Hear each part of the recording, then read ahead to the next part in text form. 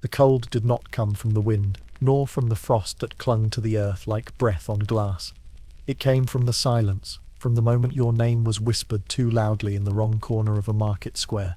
You feel it now, the weight of eyes behind shutters, the way your shadow stretches wrong in the dying light. A woman vanished yesterday. They say she flew, but you saw her hands raw from the soap vat, not a spell book. Tonight the sky is bruised with dusk, and somewhere beyond the church bell, the torches are being lit.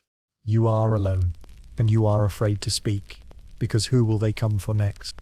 If this story chills your heart or stirs something quieter, tell me in the comments. Would you have spoken up for the accused, or stayed silent to save your breath for winter? Subscribe if you wish to walk these haunted paths again.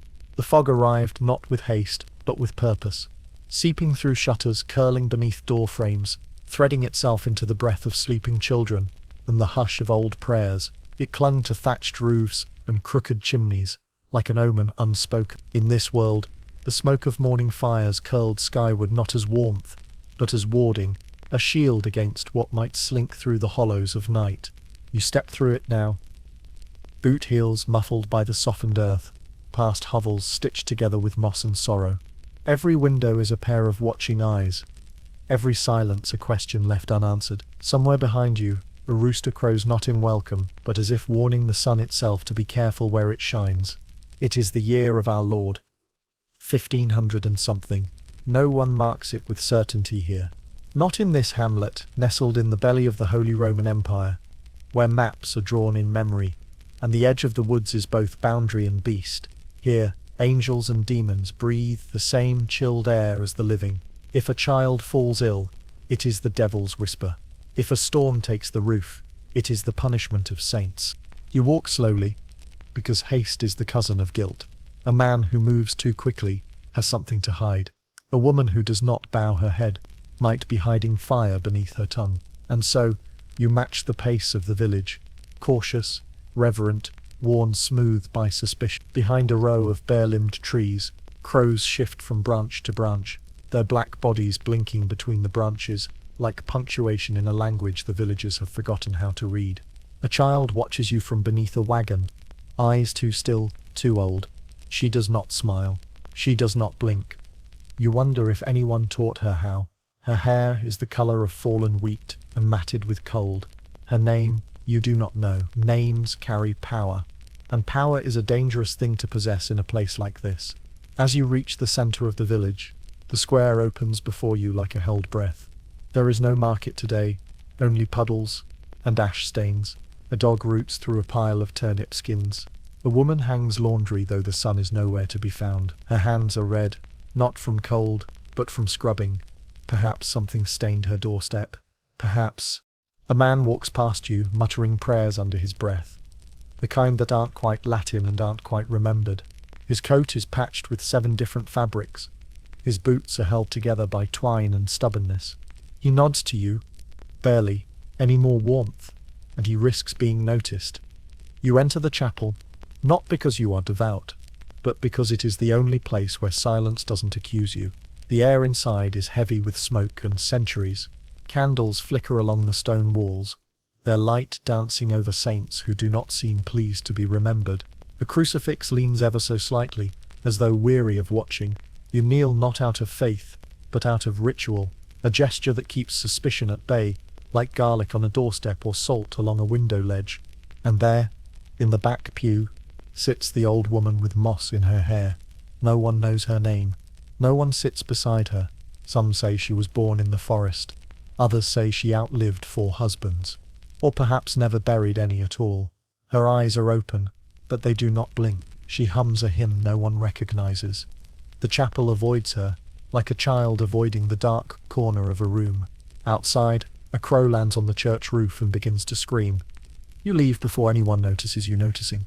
Back on the road, the homes crowding closer, as if trying to lean on each other for warmth or survival. Smoke rises from low chimneys, and though it should smell of firewood, you catch something else beneath it. The faint trace of tallow and burning herbs, something you are not supposed to recognize, but you do.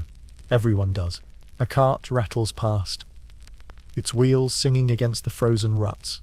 Inside, a sack of grain and a girl, no older than 12, hands bound, eyes downcast. No one speaks. The cart turns the bend toward the manor at the edge of the woods, where the magistrate lives and decisions are made in the shape of fire.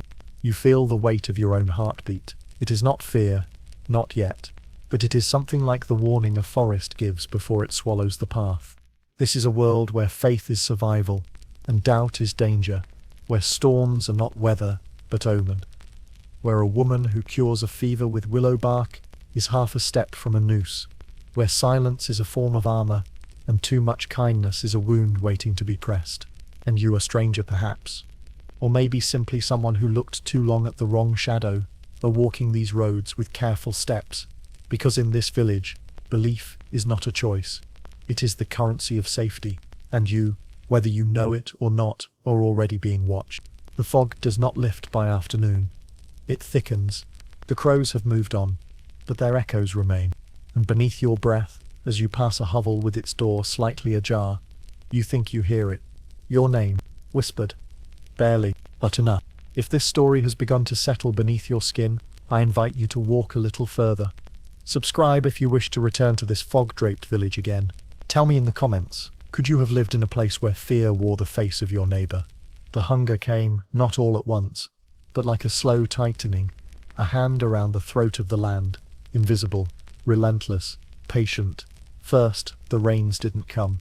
Then they came too much. Fields drowned. Root crops rotted in place. The grain turned sour in the sack. The animals grew thin, their bones telling stories before their mouths ever could. And by winter's peak, it was no longer about full bellies, only survival from hour to hour. You feel it in your body now. That ache, low and constant, as if your ribs were beginning to whisper to one another. In the village even dreams are hungry, filled with phantom feasts, warm porridge, roast meats that vanish upon waking. Bread is the measure of life here, and its absence, a silent verdict. You stand outside the baker's hovel, smoke barely rising from the chimney. Inside, the last of the barley flour is being rationed by hand, finger by finger. The loaves now are barely loaves at all, crusted shadows of their former selves, flat and grey and tight with salt.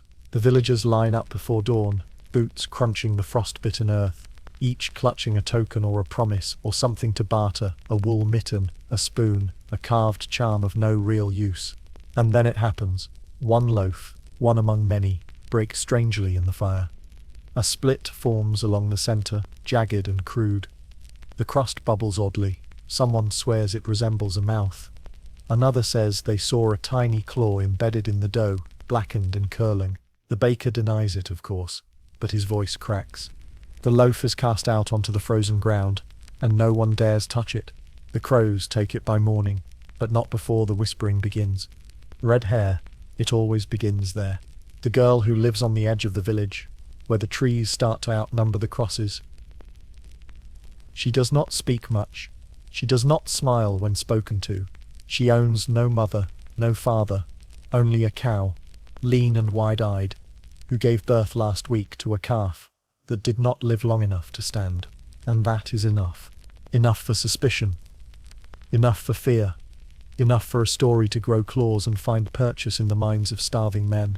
They say the girl cursed the oven, that she bewitched the cow, that she watches too long when the bell tolls. Someone remembers she walked past the chapel 3 days ago and did not make the sign of the cross. Someone else claims she mutters to herself while grinding oats. A third says he saw her speaking to the wind. None of it is proof, but all of it is enough. You see her from a distance, barefoot despite the cold, her dress patched with threadbare linen and stubborn pride. Her hands are red from milking, her mouth a straight line against the wind. She looks no different than yesterday, but yesterday she was invisible. Today she is something else.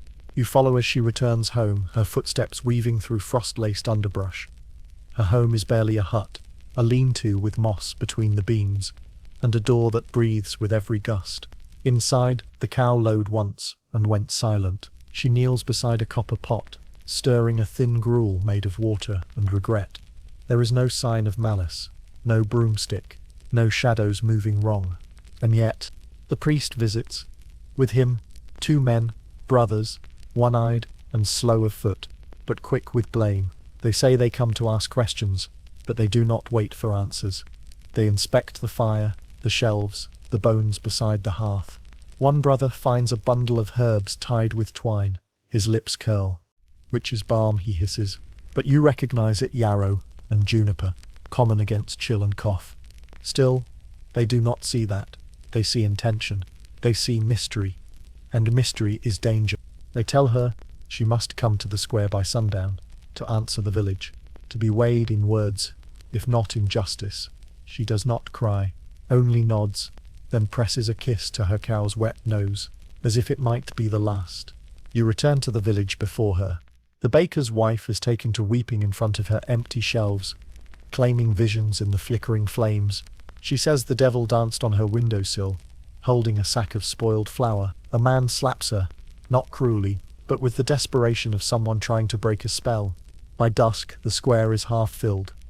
The torches are unlit, fire being too precious to waste on illumination. But eyes gleam in the dusk, like coins tossed into a well. The girl arrives, arms crossed, chin lifted. She is not defiant, only tired. The questions come like arrows. Were you born here? Who taught you to read? Did you name your cow? Do you sleep with salt at your door? To each she answers softly, yes, no, I don't remember. I don't know. And still, the answers do not matter. Someone throws a stone. It misses. But the next does not. You feel it strike her shoulder. Hear the dull sound of flesh meeting fear. She does not cry out. Instead, she closes her eyes, as if to block out a world that has already turned against her. The priest clears his throat. His voice trembles, but he says the words anyway, a formal accusation. Her name written into suspicion. She will be brought to judgment in the days to come. The villagers disperse slowly, dragging their hunger behind them like old cloaks. In the darkness, the girl is led away. She does not fight. She does not weep. Only the crows follow. Tomorrow, they will say she smiled when the bread burned. That she whispered into the calf's ear before it died. That her eyes are too green to be innocent. But you saw her stir the pot. You saw her feed the cow. You saw her shoulders sag under a winter no one should have to carry alone. And somewhere deep inside, you feel it, that brittle flicker of truth, the kind that dies when spoken too loud. The devil was never in the loaf. He was in the hunger. And hunger, you now understand, has a face. There is a scent beneath the snow, sharp, earthen, and strangely sweet. It trails from the crooked door of a hovel, nestled beneath an outcrop of leaning ash trees. Smoke curls from the chimney in blue spirals, thin and deliberate. You know this place, even if no one says its name aloud. This is where they go when doctors cannot help, where fevers are chased with root and whisper, and childbirth is eased not with prayers but with poultices tied with hair and hope. She lives here, the old woman with fingers stained from bark and berry. They call her cunning, though not with praise. In the stories passed like spoons at the table, she is the one who keeps foxes from chicken coops. Who knows which mushrooms will soothe and which will kill? She was once the first cry at a birth, the last voice at a deathbed. But now, in this season of fear, her knowledge has curdled into danger. You knock because it is better to knock. She opens the door slowly, her body small, wrapped in layers of wool and nettle. Her hair is a long braided memory, her face lined with years of listening more than speaking. She smiles, though her eyes flick to the woods beyond you. "Come in," she says. Her voice is hoarse with age, soft as lichen. Inside, the warmth is strange, not cozy, but heavy with scent. Dried herbs, boiled bark, smoke, something bitter and metallic at the edge of your tongue.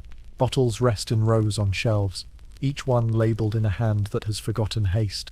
Dried foxglove, poppy seed, valerian, nothing here is mystical. And yet everything is. She sits across from you beside a table carved with runes, not for worship, but memory. She tells you of a boy she saved last winter when the fever had seized his chest, of the young wife who could not bear children until she drank a tincture from the blue glass jar, of her own mother, burned in a different village for a mistake she never made. She says it all without bitterness, as if speaking the story removes its teeth. Outside, snow begins to fall again. The flakes land on the window pane and do not melt. Later, as you help her grind dried rose hips into powder, she pauses, eyes lifting toward the door. "They'll come soon," she says. You ask who? But you know. They always do. When the hunger grows, or the cold bites harder, or the babies come too early, I am what's left to blame. She picks up a bundle of lavender and lays it gently into a cloth pouch. Her hands are cracked but steady. There is no fear in her voice. Only sadness, so old, it no longer needs to speak loudly. By morning they come. 3 men from the village. One with a broken tooth and a half-remembered grudge. Another who once brought his son to her with a rattle in the lungs, and a third who says nothing at all. They do not knock. She does not run. You stand beside the hearth as they search, overturning jars, scattering herbs like fallen snow. One man holds up a jar of crushed bones and cries out, "Proof! But they are deer bones ground for salve." "Witchcraft," the broken-toothed man growls. As if the word itself explains everything. She stands still, her hands at her sides. "You came to me once," she says to the second man. "Your child could not breathe." He looks away. "And I thanked you," he whispers. But his voice is drowned by the sound of glass shattering as the first man smashes another jar. You want to speak, to say what you saw, to name her as healer, not heretic, but your voice won't come. It is trapped beneath your ribs, tight with the knowledge that here, defense is as dangerous as accusation. They bind her wrists with rope. Not tightly, there is no need. She does not fight. As they lead her out, she turns to you. "You saw me," she says. Not as an accusation, not even as a plea, just the truth. And then she is gone. Footsteps swallowed by snow and silence. You remain, surrounded by the ruins of her life. The hearth still glows. A single sprig of thyme lies uncrushed on the floor. A spoon rests in a bowl of broth that no one will finish. The scent of foxglove lingers in the air, and you realize this place was sacred, not in the way of churches, but in the way of those who listen when no one else will. Outside, the village returns to its routines. The baker bakes. The priest walks slowly past the chapel, nodding to no one. But beneath it all, something has shifted. She is gone, and nothing replaced her. That night, a child is born breech and dies. A woman coughs blood. The priest prays louder, but the snow does not care. It falls regardless. And you remember her hands, her voice, her final whisper. "You saw me. You did. And now, you cannot unsee." The bell does not toll today, nor did it yesterday, nor the day before that. Its silence is louder than any sermon, heavier than the frost laced across every shuttered window. You feel the absence in your chest, like a breath held too long. The village chapel, once the place where sound marked time, birth, death, prayer, harvest, now stands mute, its steeple leaning slightly westward as if listening for forgiveness. But no sound comes, only the wind, threading through the gaps in its stone walls, keening like a widow too tired to weep. The priest has taken to silence as well, not from piety but from fever. He lies behind the altar now, his skin waxen and soaked with sweat. The apothecary will not come. She's gone. You know why. The villagers know why. No one speaks it. They only cross themselves twice instead of once, and mutter borrowed prayers into the sleeves of their coats. You step into the chapel just before dawn. The candles along the altar are burned down to wax puddles. The air smells of mildew and incense long extinguished. The pews, warped and softened by generations of knees and tears, are empty. Only the stained glass saints remain, their eyes forever cast skyward, their mouths painted shut. At the front, a boy kneels, not to pray, but to listen. His ear is pressed to the stone floor. When he notices you, he doesn't startle, just whispers, "I thought I could still hear it." You kneel beside him. The stone is cold against your cheek. Beneath the silence, only your heart answers. The bell rope dangles above the altar, its frayed ends brushing against the priest's empty chair. No one dares pull it now. The last time it rang was the day they took the cunning woman. Some say she cursed it. Others say the devil made his home in its iron mouth. But you know the truth. The priest was the last to touch it, the last to ring it. He clutched the rope with trembling hands as they dragged her through the square, announcing her judgment to a sky already choked with ash. That night, he returned to the chapel alone, and by morning his fever had begun. Now, he lies still, his lips mumble, verses to saints who no longer answer. The sacred water has dried, the bread for communion has grown mold. Faith, like the bell, has ceased to echo. Outside, the villagers try to carry on. The market opens late. A pig is slaughtered behind the butcher's hut, though the meat tastes of fear. The baker sells loaves shaped like crosses, but no one eats them. And still, the bell does not ring. On the third day, the widow arrives. She is not old, not young. Her black shawl has been mended many times. She never attends mass.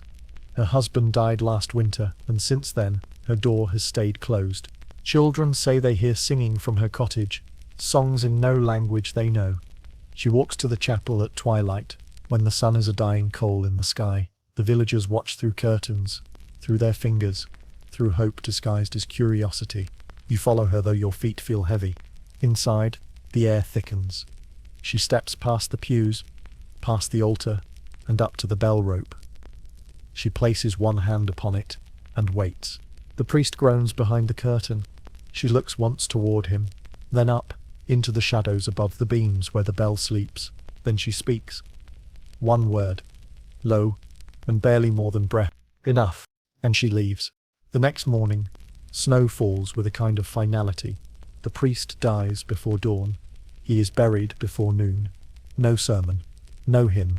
Only 4 men to dig the grave, and one boy who weeps into the frozen earth. The bell still does not ring. But that night, a strange thing happens.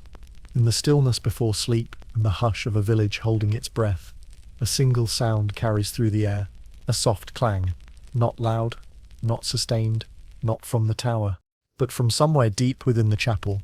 The widow does not return, but her name is whispered now, not with blame, not with fear, with something else. You lie in bed that night, staring at the beams above, and wonder, did the bell stop because it was cursed, or because no one had the faith to pull the rope again? Perhaps silence was the last form of worship, and perhaps now, even that is beginning to unravel. He came with the dawn, his cloak unmarked by travel, his boots too clean for the miles he claimed to have walked. No one saw him enter the village. One moment, there was only the road and the mist. The next, he stood at the gate like a chapter from some darker book. The frost did not cling to his shoulders. His horse did not shiver. You were there when he passed through the square, his presence slicing the quiet like a blade through soft bread. No one welcomed him. No one dared. But all watched. His name spread faster than fire. Gebhard Krantz, the Witchfinder, a name spoken like a spell you hope never to need, but do not dare to forget. He carried no weapons, only a satchel of parchment, a crucifix carved from iron, and a gaze that turned warmth to ash. His eyes were pale, unblinking, and without shadow, as if they'd been left too long in the light. When he spoke, it was not loud, but people leaned in anyway, like wheat toward a scythe. The magistrate met him at the chapel steps, hat clutched in trembling fingers. There were formal words, exchanged in the stiff language of authority, but beneath them you heard the real question. How much do you already know? Krantz did not answer with words. He simply unrolled a scroll, its surface marked with lists, signs and symbols. It bore no names yet, only spaces. You remember the moment he began his inquiries? He asked to speak first with the children. They gathered in the chapel's side room, seated on worn benches, fingers laced tight, eyes darting like birds beneath storm clouds. Krantz knelt to their level, his voice gentle, his smile thin. He asked if they'd ever seen shadows where none should be, if they'd heard voices in the wind, if anyone had touched them with strange oils, given them sweets, taught them songs not found in scripture. One child cried. Another confessed to a dream where her goat flew. A boy claimed he saw a woman dancing barefoot in the snow.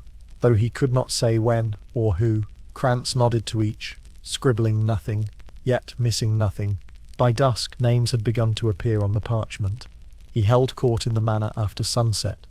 Beside a fire too hot for comfort, one by one, villagers were summoned.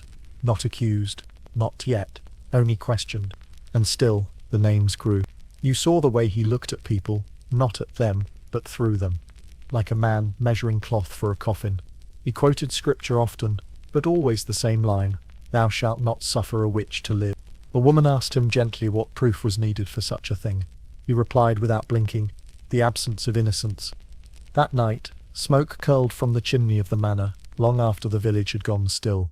Inside, Krantz sat by candlelight, drawing lines between names and signs and dates. You glimpsed his pages once, symbols drawn in meticulous ink, eyes, stars, circles. Beneath one mark was a single phrase. She knew things she should not have known. By morning 2 more names had been added. A young man with a twisted foot, accused of making dolls from straw and whispering to them. A woman who dreamed of her dead sister and woke screaming her name. Neither denied it, neither understood why it mattered. Krantz requested the chapel bell be rung once again. The widow who had touched the rope refused. The magistrate rang it himself, hand shaking. With its toll, the inquest became official. Fear became public. You felt it most that evening, when a man stood in the square and pointed to his neighbour's door. She keeps cats. Too many. That was all it took. The witchfinder thanked him, and added another name to the list. You remember sitting by the hearth, fire low, watching the flames flicker. They seemed smaller now, less willing. The warmth no longer comforted. It reminded you of something else. The stake, the smoke, the future. Krantz did not smile often, but once as he passed you on the path, he looked your way and said, "The truth lies not in words, but in silence." The guilty always think they're safe when no one's speaking. You didn't reply. There was nothing safe to say.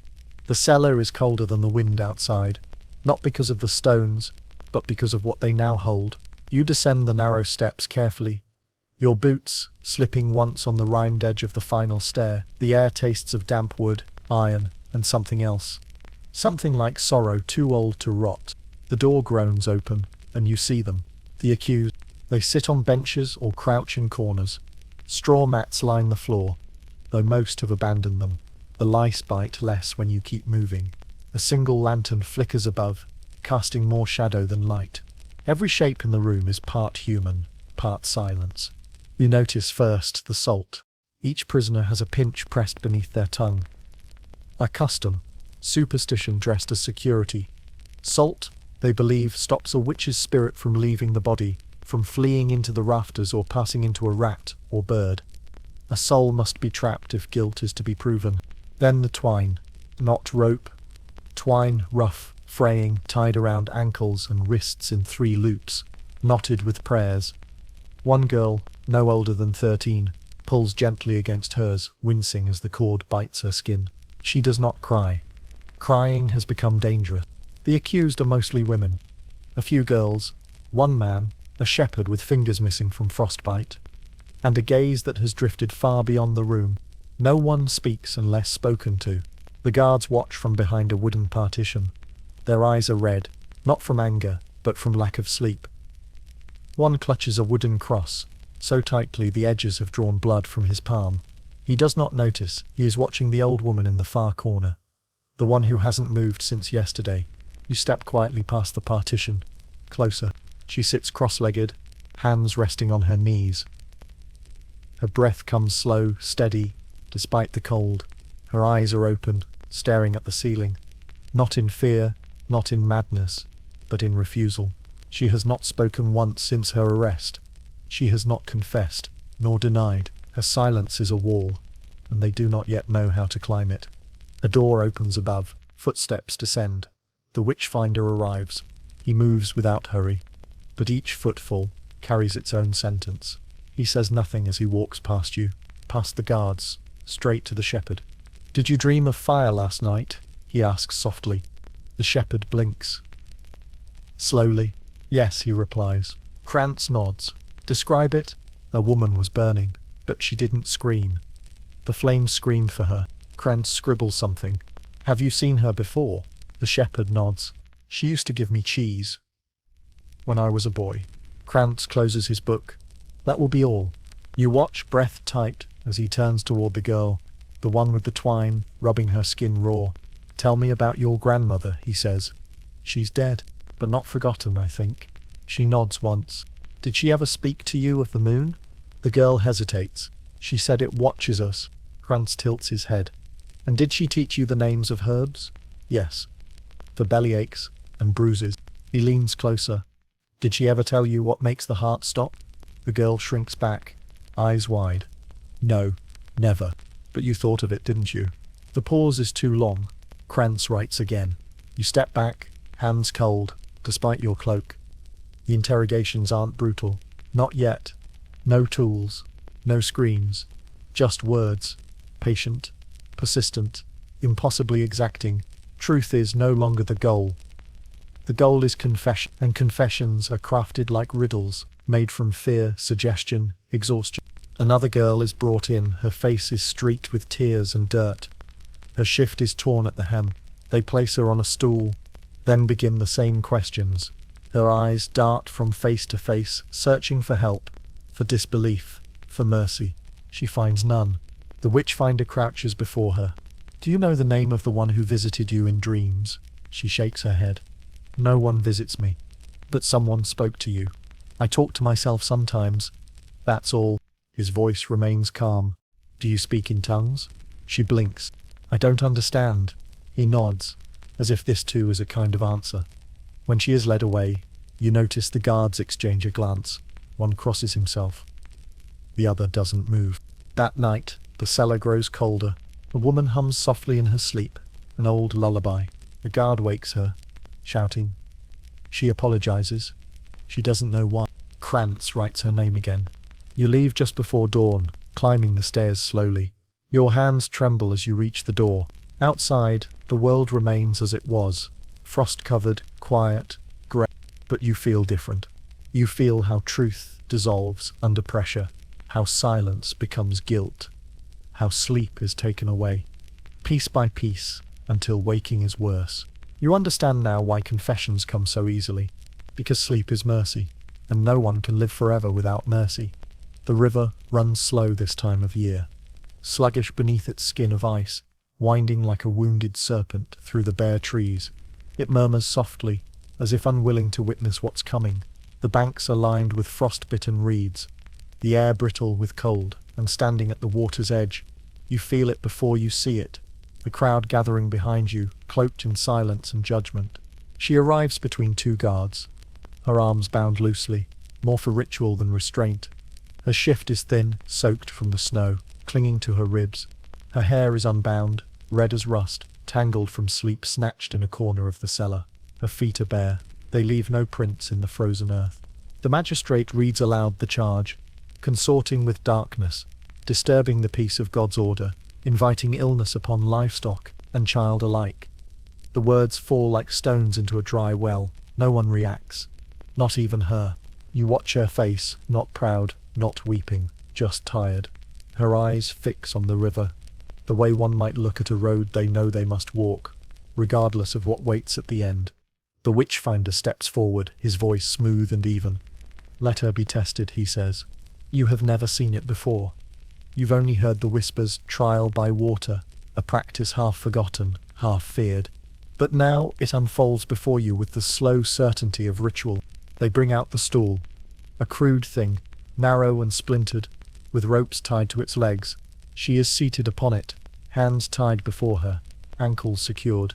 Salt is pressed beneath her tongue once more. A prayer is mumbled, not to protect her, but to protect the village from what she may become. A rope is looped beneath her arms, not to save her, but to weigh the guilt if she sinks. The witchfinder raises a hand. All fall silent. She will be lowered. If she floats, the water rejects her, proof of unholy alliance. If she sinks, she is innocent. Her soul returned to God's care. You feel your breath catch in your chest. There is no justice here, only a choice between drowning and burning. The stool is lowered slowly into the water. The girl gasps, not from fear, but from cold, so sharp it becomes pain. Her feet vanish beneath the surface. Then her knees, then her chest. You watch, frozen, as the water swallows her whole. A long pause. No movement. Then, she floats, barely. Just enough for her shoulders to break the surface. Her head tips sideways, eyes fluttering. Her lips are blue. The rope under her arms goes taut, holding her just above the current. A murmur runs through the crowd. She floats, someone says. Not with relief, but with dread. The verdict is clear, guilty. The rope pulls her out, limp and gasping. Her skin is pale, her teeth chattering so hard they sound like wind chimes in a storm. She doesn't speak, not even when the witchfinder kneels beside her and places a hand on her forehead. The water has spoken, he says. No one cheers. There is no triumph in this, only the ache of inevitability. She is wrapped in a rough wool blanket, not to comfort her, but to preserve the body for judgment. She is led away. Her hair drips behind her like a trail of ink across parchment. You remain by the river long after the others have gone. The ice floats past in quiet shards. A bird cries overhead, then goes silent. You kneel by the water's edge. You touch the place where she floated. It is still warm. You remember the stories told in candlelight of witches who command the rivers, who turn rain into disease, who bathe in moonlight to steal youth from the living. She did none of these things. She floated. That is all. But here, in this world stitched together by fear and frost, that is enough. You look upriver, where the trees bend toward the water like mourners. You wonder how many have been tested before, how many sank, and how many were never pulled back. The wind tonight carries more than cold. It carries names, not shouted, not spoken aloud, but whispered between shutters, etched into frost on window panes, mumbled into sleeves during prayer. The names change from day to day, but they move in circles, tightening with every hour. Suspicion has begun to rhyme with memory, and in that rhyme, the villagers find a grim sort of comfort. You are summoned to the magistrate's manor. The witchfinder has requested observers, though you know better than to ask why. The manor looms above the village like a tooth too long in the jaw, crooked, grey, perpetually damp. Inside, the fire crackles, casting trembling shadows along the wooden walls. The room smells of smoke and ink. He sits at a wide oak table, sleeves rolled back, hands stained with ink and candle soot. Before him lies a long parchment, unfurled across the grain of the wood, weighed down at the corners with stones. It is a list, and it is not short. Names. You recognize them. Anna, the widow who speaks to bees. Jorgen, the miller who lost 3 children to fever. Marta, whose left eye turns inward when she's tired. None of them cruel, none of them powerful. Just names that once meant neighbors, now written in a hand that does not know them. You step closer. Each name has a mark beside it, a symbol. Some are crosses, others circles. A few bear stars or slashes or tiny notes in Latin. Kranz notices your eyes on the parchment. Marks of clarity, he says calmly. Indicators of progress. Accusation, confession, resistance, repentance. He points to a name with 2 red lines through it. That one hung herself. In the cellar. Before trial. He doesn't blink as he says it. You do. A boy enters, no more than 10, and places another folded note on the table. Kranz unfolds it. His face does not change. He dips his pen and writes another name. She dreamt of wolves, he murmurs. That is all. You see a pattern. Those accused are often alone, or odd, or too helpful, too curious, too poor, too quiet. The space between safety and suspicion has shrunk to the size of a breath. The witchfinder sets down his pen and stretches his fingers, joints cracking. You must understand, he says, voice gentle, this is not vengeance. It is purification, a necessary reckoning. You do not reply.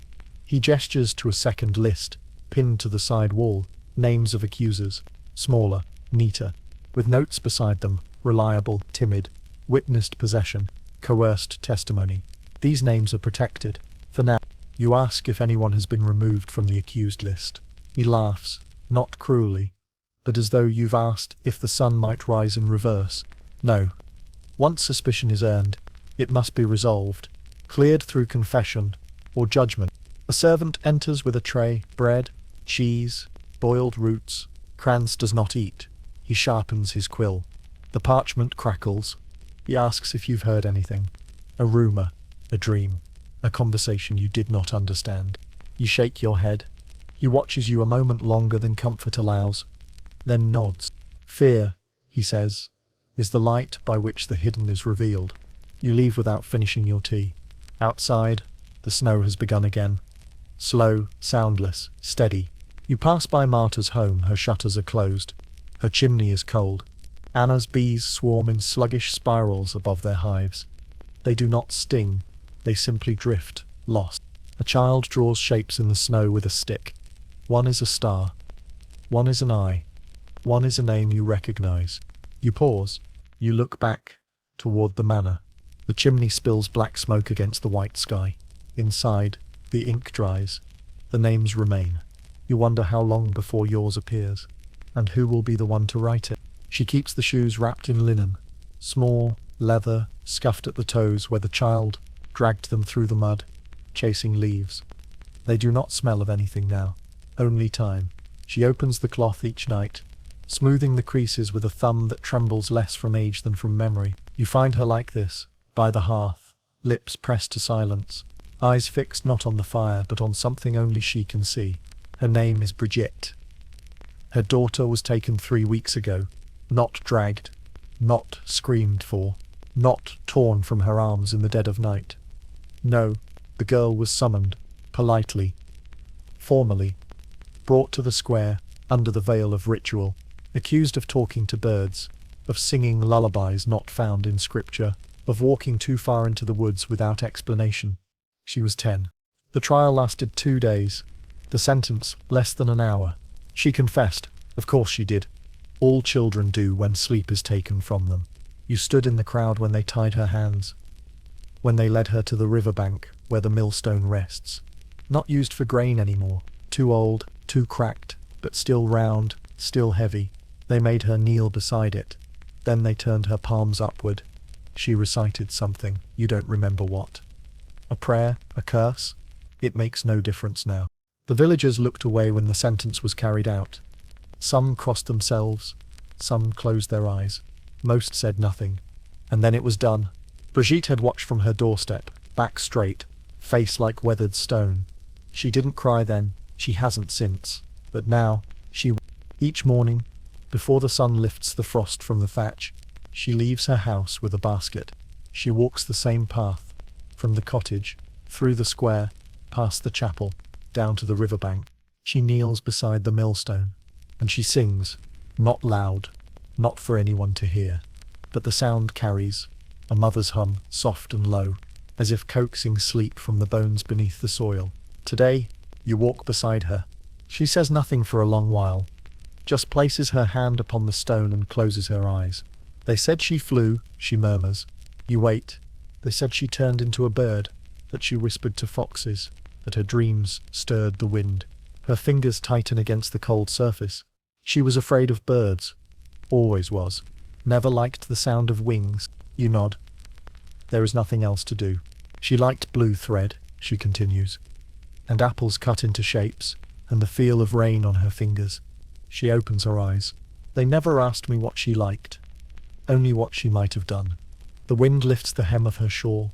The basket beside her holds nothing but rosemary sprigs and stones. I come here to speak her name, she says, because no one else will. The water moves slowly behind you, dark and sluggish. The mill wheel does not turn. She begins to hum again.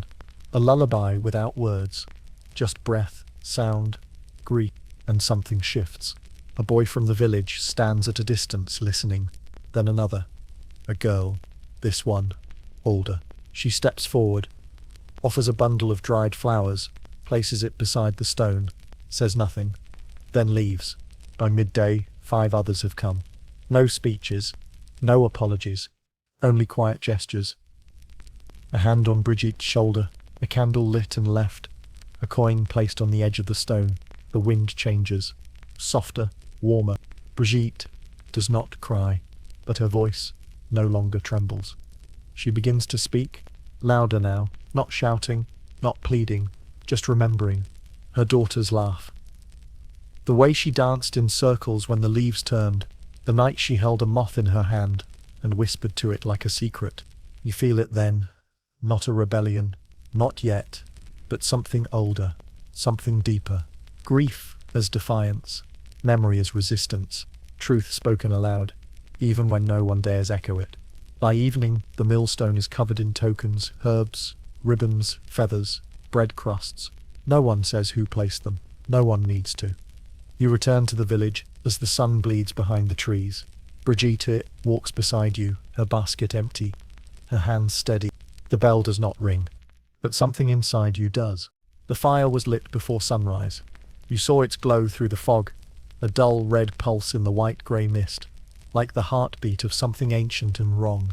It did not crackle like hearth fires, did not dance or comfort. It roared, low, steady, resentful, a fire not made for warmth, but for judgment. They gathered in silence. No proclamations, no ringing of the chapel bell, just footsteps crunching over frostbitten soil, breath fogging in the air like spirits set loose from their vessels. You stood among them, wrapped in your thickest coat, though it did nothing to keep the cold from crawling beneath your ribs. The stake had been raised in the southern field, near the copse of elder trees. The ground there had already begun to blacken. This was not the first burning, nor would it be the last. She stood at the centre, hands bound before her, face streaked with soot and silence. Not the girl from the river, another. You knew her, though barely, the candlemaker's sister, quiet, clever with her fingers. She once made you a beeswax charm to keep away nightmares. You still keep it, hidden.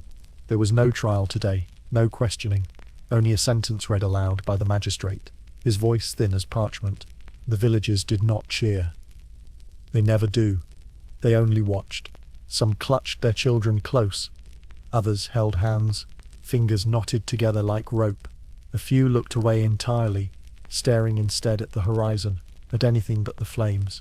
They tied her to the stake with cloth, not rope, easier to burn. Around her feet, bundles of kindling and straw. At her shoulders, a single cross carved from oak. She did not scream, not then, not when they lit the torch, not even when the first flames kissed the hem of her dress. Only when the smoke reached her throat did she make a sound, not a shriek, but a low, choked gasp. You could not tell if it was pain or a prayer. The fire climbed fast. It always does. The wool smouldered, then ignited. Her hair caught like tinder.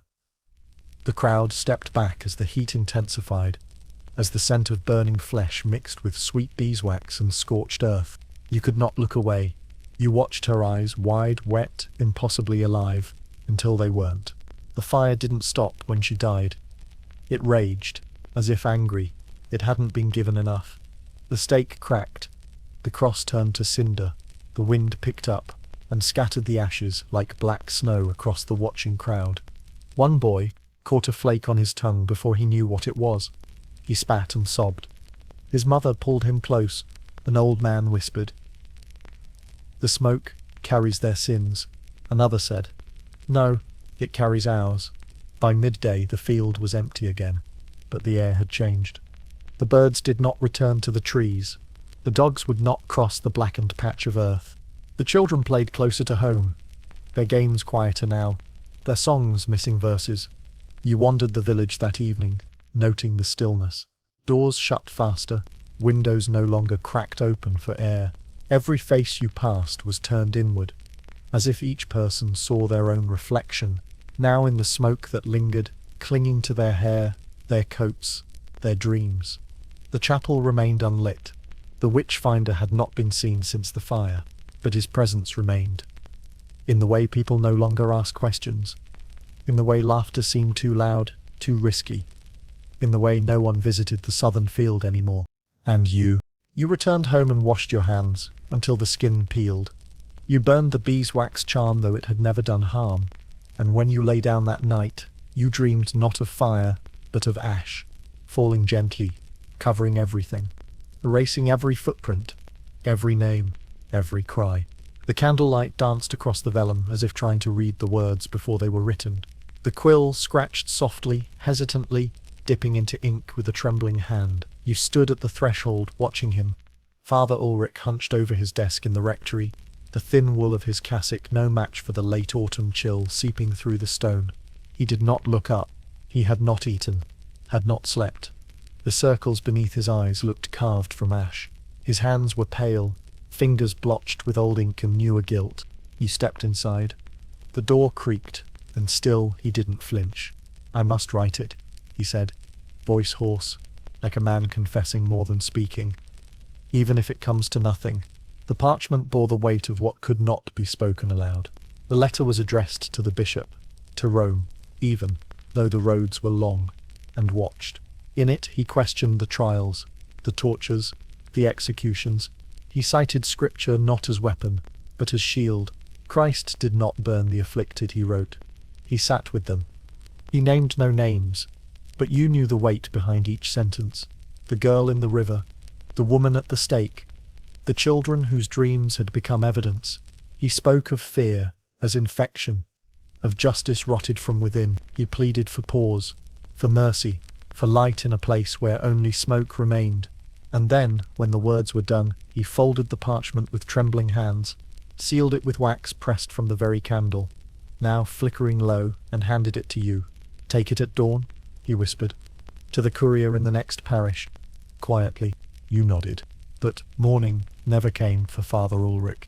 You found the chapel door open before the sun had risen. The pews empty, the altar dark, the floor cold and undisturbed, save for the boots, one left behind, lying sideways near the vestry door. No one had seen him leave. No one heard a struggle. The witch-finder, when asked, only shrugged. "Some men lose their way," he said, "and some find the truth too heavy to carry." You searched. The woods, the river, even the well behind the mill. There was no trace. The letter never left your hands. You hid it beneath the chapel stones. You still hear it there sometimes. Not rustling, not moving, but waiting, ink sleeping on the page, like a breath held too long. In the days that followed, whispers bloomed like mould. They said the priest had run, shamed by sin, or seduced by the very witches he tried to save. Some said he had been taken by the devil himself, dragged into the forest and consumed by shadow. A child claimed to see him in a dream, barefoot and bleeding, asking for forgiveness. But he was not weak nor lost. He was trying to remember how to be good, and that was the most dangerous thing of all. In his absence, another was sent to replace him, a younger man, all polished boots and iron certainty. He smiled too easily and spoke with conviction, quoting judgment more than grace. The village accepted him without question. After all, he brought order. He never mentioned Ulrich, never touched the letter, but the chapel has changed. The candles do not burn as long. The walls seem colder, and in the back pew where Ulrich once knelt with his head bowed, a damp patch refuses to dry, no matter how often the new priest scrubs it. You return sometimes, late at night, and sit there. You whisper the prayers Ulrich once muttered, not for salvation, but for remembering. And when the wind rises and the bell does not ring, you swear you hear it, not his voice, but the silence he left behind. It has shape now, and weight, like a letter in a drawer, unsent, unread, unforgotten. Winter came early that year, not with flurries and laughter, but with silence. It smothered the village like a heavy blanket of forgetting. Snow filled every hollow, softened every edge.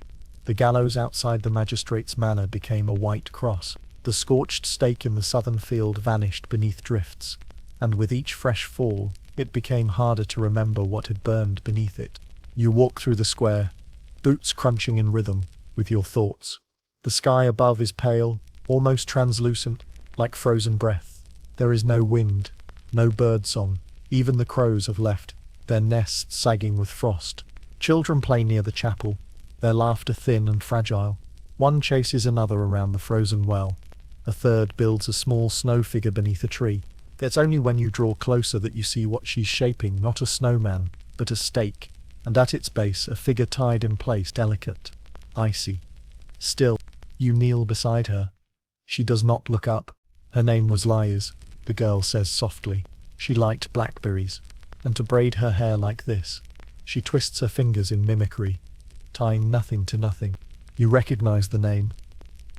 Lies, one of the last burned before the snow fell, accused by her cousin, confessed after 2 nights without sleep. No scream, no prayer, only the sound of kindling catching. How do you know her? You ask. I dreamed her, the girl says. You say nothing. She came to me, she continues, from the smoke. Said she missed the cold. You take the child's hand. It's cold, but not trembling. You shouldn't speak of that, you murmur. Why? Because memory is dangerous.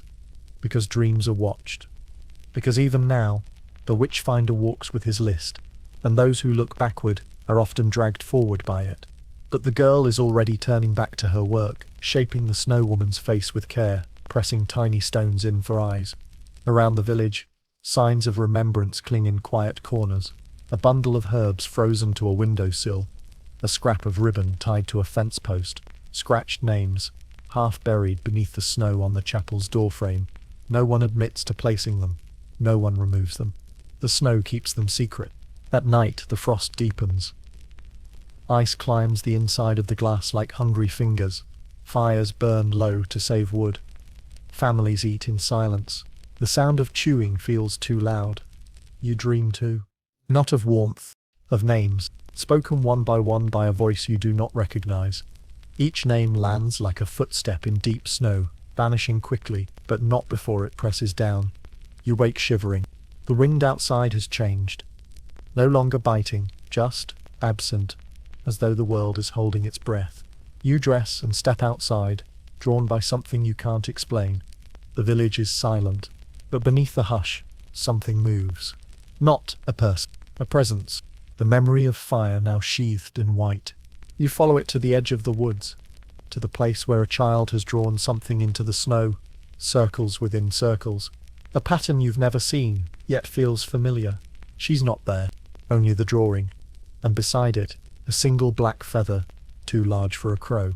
You pocket it, not for protection, but to remember, because here, in this season of erasure, memory must be hidden like flame. Small, trembling, buried deep, but still alive. He came walking out of the forest, not as a man who had lost his way, but as one who had been listening for something, and finally heard it. His cloak was layered and worn, patchwork from a dozen winters, its hem dragging with bramble and frost, a wooden staff in one hand, a leather satchel slung across his back. No horse, no companions, only the hush of snowfall collecting on his shoulders like dust on a forgotten book. You saw him first from the chapel window. Others watched too, silently, without words. In a village trained to expect monsters in cloaks, this stranger brought no fear, only stillness. He gave no name. When the magistrate asked his business, he replied only, "I gather stories." He asked for no room, no fire, no food. And yet he found them. A mother offered him boiled roots and dry bread. A child gave him a place by the hearth. An old man lent him a stool by the well. In return, he listened. No pen, no paper, just eyes like embers, and hands that did not fidget. People spoke to him without understanding why. They told him things they hadn't dared speak aloud in months, sometimes even years. A man whose daughter was taken for singing to the wind. A woman who lied about her neighbor to save her brother. A boy who dreamt of fire but never told. He asked no questions, only waited, and when they finished, he would nod once, not in agreement, but recognition. You sat with him once, on the edge of the frozen pond where reeds still poke through the ice like brittle bones. "What do you do with the stories?" you asked. He shrugged. "Carry them." "To whom?" "Anyone who will remember." You studied his face then, lined but not weary, quiet but not hollow. There was a kind of sorrow in his gaze that did not seek pity, just space. That evening, you walked to the southern field, where the ash still showed through the snow. He stood there for hours, no prayer, no gesture, just stillness. And when the wind picked up, lifting ash from the earth in spiraling ghosts, he remained. The next morning he visited the chapel. The new priest looked at him with suspicion.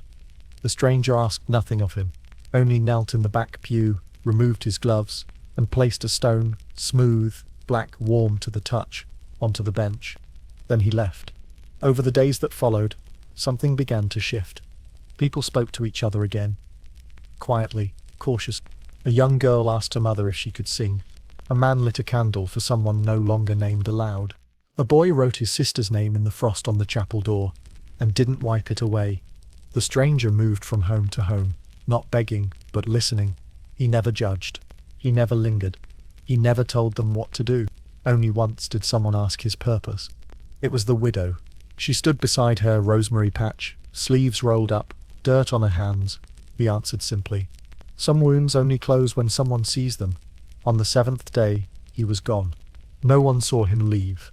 No tracks marked the snow at the village edge. Only the memory of his voice, low, rough, warm, and the stories he left behind, still burning, quietly, inside those who had once been afraid to remember. In the farthest corner of the village, where the smoke from chimneys no longer drifts and the wind dares not howl, a garden grows, not wild, but deliberate. You see it as you round the bend past the old mill, the ground soft beneath your boots, the scent of earth and old herbs tugging at the edges of memory. It is winter, yet something breathes there. A patch of rosemary, twigs of lavender, frost-kissed but unyielding, even a sliver of green from the root of a plant you cannot name. No fence surrounds it, no sign marks it. And yet it is not forgotten. She kneels in the soil, fingers bare despite the cold, pressing seeds into the dirt as if they were secrets. The widow. Her name is seldom spoken. She has outlived her husband, her children, her accusers. No one questions her now. There is nothing left to take. You stand at the edge of her plot, watching. She does not look up. "Come," she says softly. "I need help with the rue." You kneel beside her, your breath plumbing in the air. The soil is stiff, but not frozen. You work together in silence, pressing, patting, covering. "It will not grow until spring," you say. She smiles faintly. Still, it remembers. You glance at her, her face lined and firm, eyes the color of bark after rain. She is not warm, but neither is she cold. You reach for another seed. "Why here?" She leans back, wipes her palms on her skirt, and looks beyond the tree line. "Because this was where the last stake burned." You freeze. She does not. I watched it from my window. The fire rose so high the sky turned red. No screams, just the sound of wood collapsing. She nods toward a small stone near the rosemary, unmarked, but worn smooth. She was young, barely 14. They said she danced too often, laughed too loudly, woke with strange dreams. You feel your breath catch. What was her name? The widow brushes soil from the stone's edge. "Ellis." You kneel beside her. Your knees ache from the cold. She places a tiny bundle of dried sage beside the stone and whispers something you can't hear. "This garden is not for the living," she says. "It's for the forgotten." You ask how she began it. She shrugs. "After my husband accused a neighbor. She hanged herself before the trial. I planted rue for her. Then rosemary. Then thyme.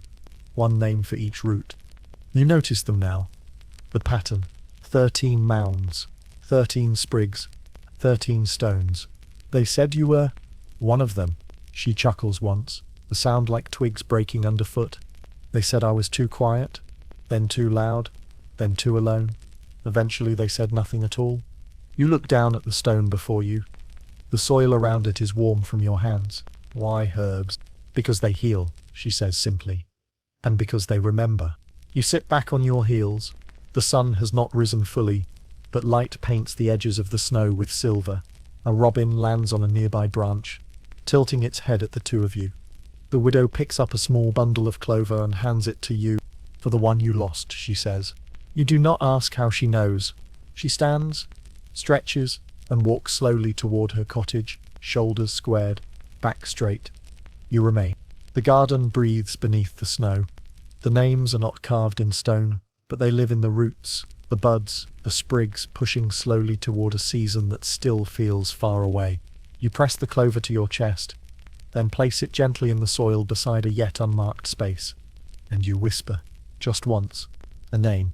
Then you rise, and leave the garden to grow.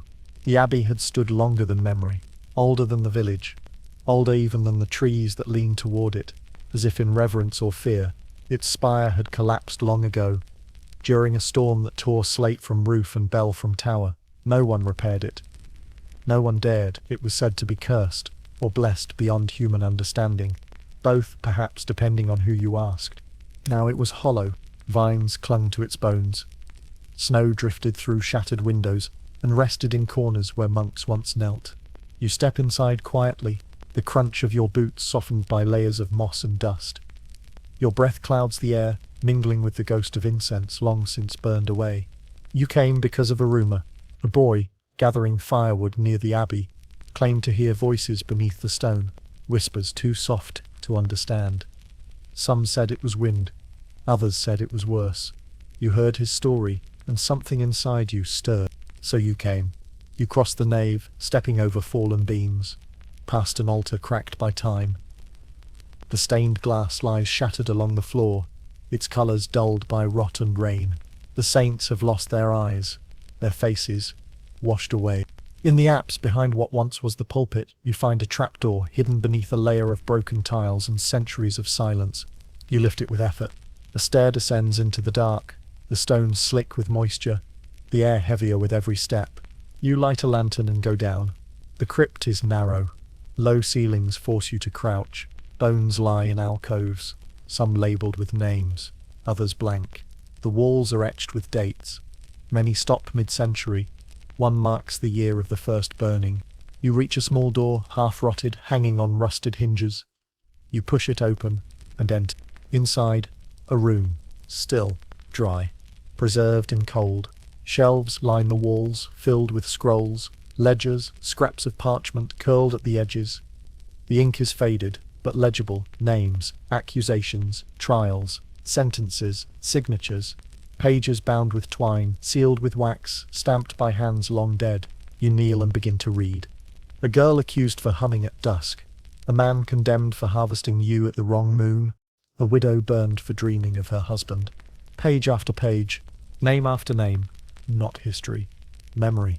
Forgotten by those who no longer dared to speak them, but not erased. Here, beneath the stone, the record remained. One book lies open on a wooden table, undisturbed. The ink darker, fresher. A ledger of those who witnessed the trials, those who spoke, those who stayed silent. Your breath, still. Your name is not here, but others you know are.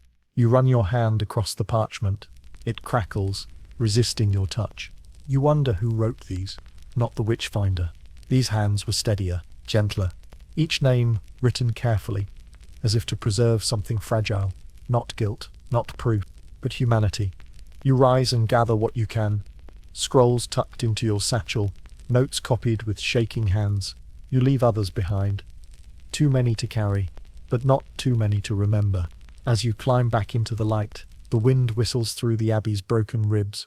Not voices, not ghosts, but echoes of those who spoke, of those who wept, of those who watched. You step outside, and for a moment the snow stops falling.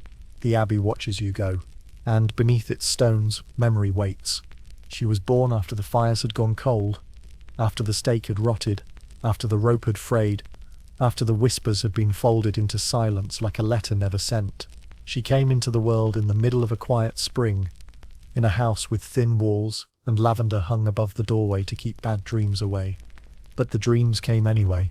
Her name was Anselma, and she was small, pale, with hair like thistledown, and eyes that didn't blink enough. From the first, she was quiet.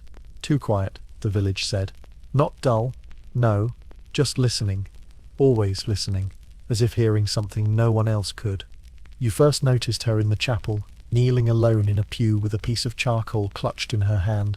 She drew on the backs of scraps, circles inside circles, patterns of stars, spirals that made your eyes ache. Once, you caught a glimpse of a figure, a girl with flames around her, her mouth open in a soundless scream.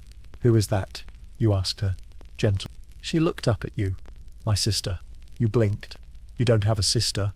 Her expression didn't change. "I did. A long time ago, before I was born." The hairs on your neck rose. Later, you asked her mother. She shook her head, confused. "Anselma's our only child. There was a miscarriage once, but that was years before, and never twins." The girl kept drawing, on walls, on frost, on the back of her hands when no paper could be found. Symbols that echoed things you'd seen once before, deep beneath the abbey, scrawled into the margins of trial records, carved into cell walls with fingernails and desperation. At night, she spoke names in her sleep. Ellis, Marta, Lisi. You recognized them. Each one burned.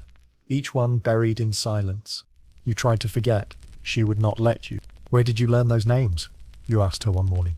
She shrugged. "They tell me when the birds are quiet, when the wind makes the trees lean the wrong way." She spoke to the new priest. He frowned, tightened his jaw. "She's imaginative," he said. "Children dream things." You showed him her drawings. His eyes narrowed. I'll speak with her mother. You nodded, though something inside you tensed. That night, the priest came to the house. He did not leave with answers, only more silence. And the next morning, Anselma was gone. The family claimed she had wandered off, that she followed the moon into the woods and never came back.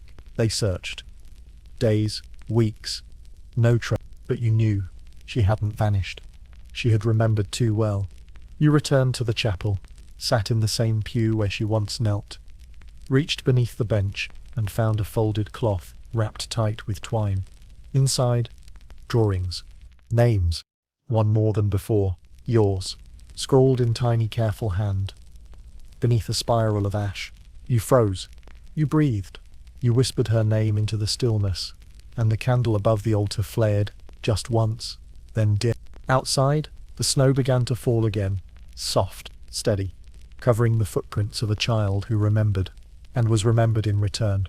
It arrived folded in parchment, wrapped with a crimson ribbon too bright for the greyness of the village. The magistrate received it first. He did not open it in the square. He waited until dusk, behind the sealed doors of the manor, where the wind could not hear, and the walls were trained to forget. The paper was thick, embossed, the seal still intact. A letter from the city, signed in ink, as dark as dried blood. It bore titles: Inquisitor Emeritus, Bishop Designate, Chancellor of Theological Purity. It bore the weight of men who had never seen a burning, only the reports filed afterward. It bore one word in its opening line that caught in your throat when you later read it: regrettable. The trials were deemed excessive in scope, the procedures unreliable, the evidence circumstantial, the deaths lamentable. There would be no further inquisitions, no more visits from witch-finders. Rome had spoken, or rather whispered, through an official too distant to understand the smoke still clinging to the village chimneys. You were there when it was read aloud by the new priest, his voice clear and measured, his expression carefully arranged, somewhere between relief and reprimand. The crowd stood silent. The wind stirred through the trees, uninterested, an apology, too late, too light, too far.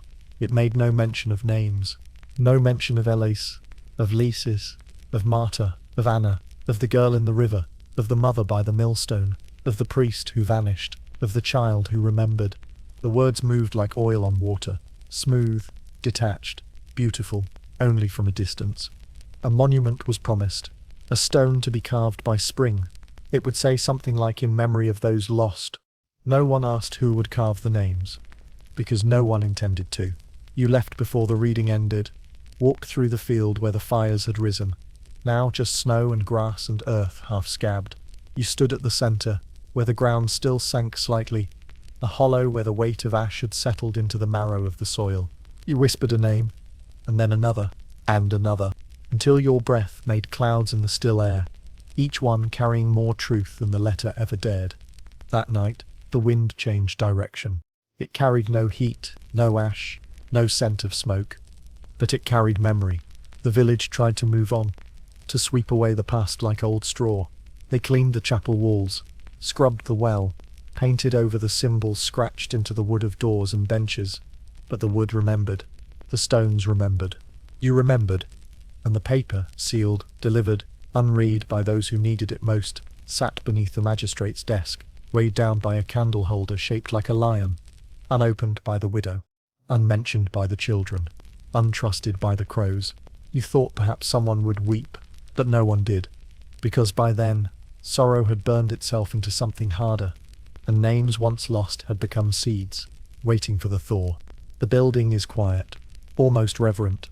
Tall windows line the walls, their panes clouded with age, their glass thick enough to hold back the sounds of the city outside.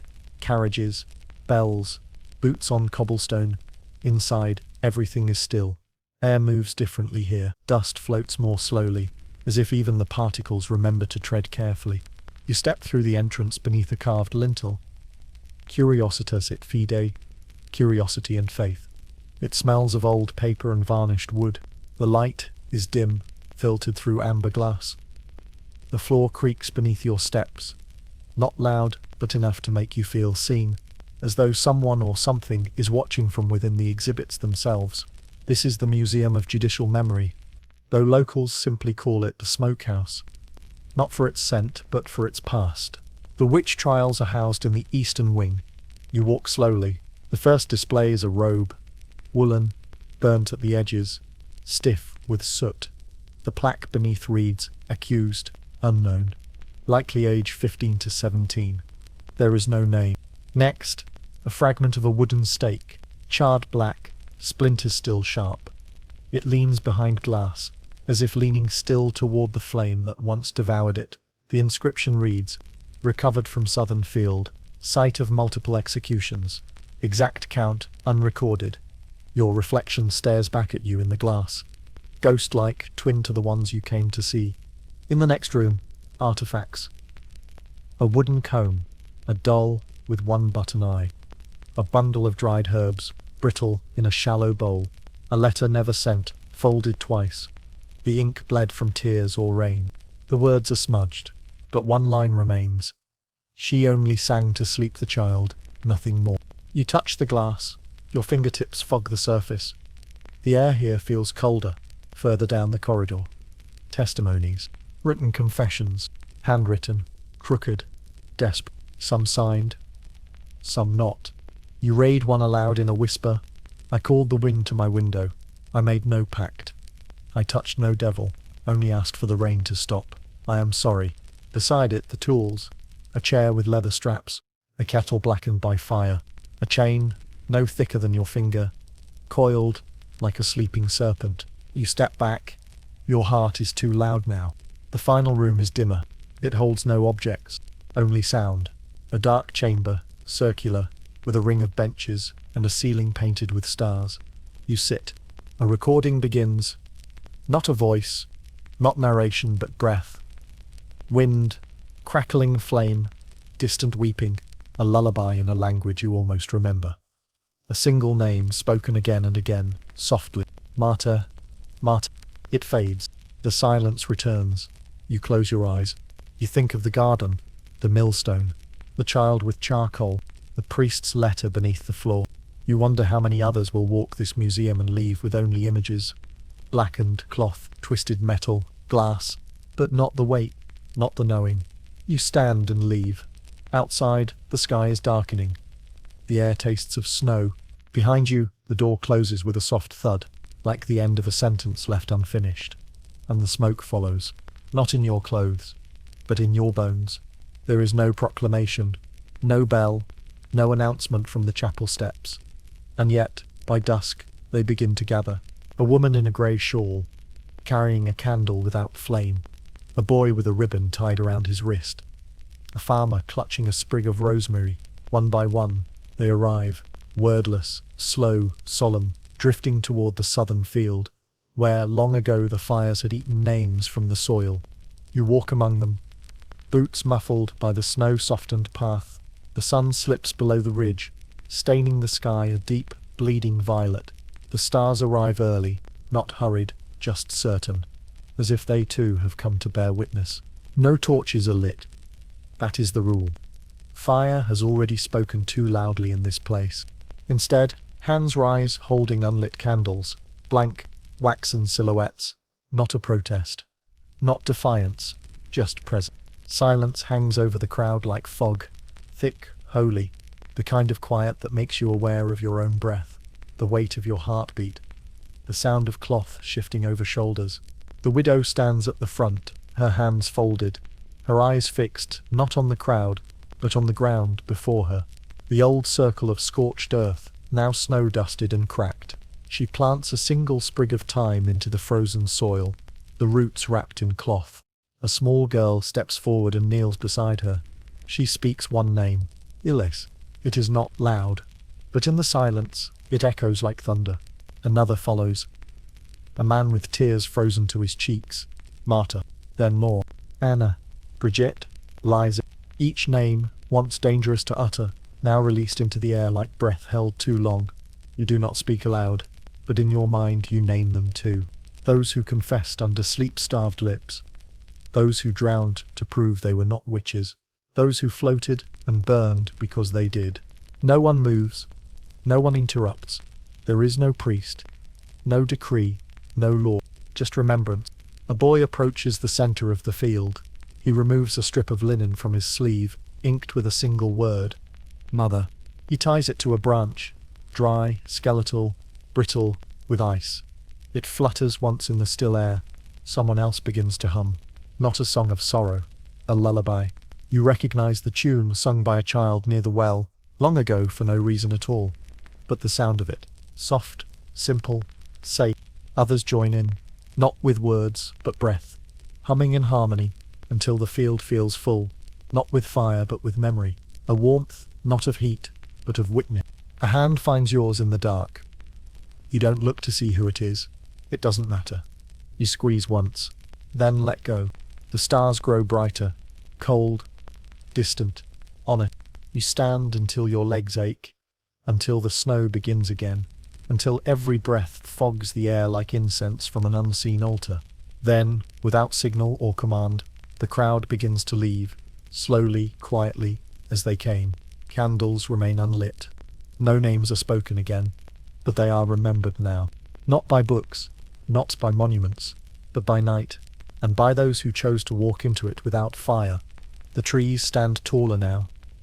You walk among them with your hands in your cloak, breath rising in soft plumes, as the last traces of winter cling to the edges of the world. The woods are no longer feared, only quiet. Birds sing again, not loudly but enough. You pause to listen, and in their melodies, something almost human stirs. The path before you is faint, softened by time and moss. Roots press up from the soil like veins beneath skin. The air is thick with scent, bark, cold stone, and the earliest green. A breeze stirs your cloak. It smells of rosemary and ash. You pass the old field where once the stake stood. Now nothing remains but wildflowers. White, purple, yellow. They sway together like witnesses bowing in prayer. No one visits here anymore, but the flowers grow without permission. You kneel in the grass and place a stone near a patch of thyme. Smooth, rounded by a river. Its weight fits in your palm like memory. You do not speak, but the stone knows the name.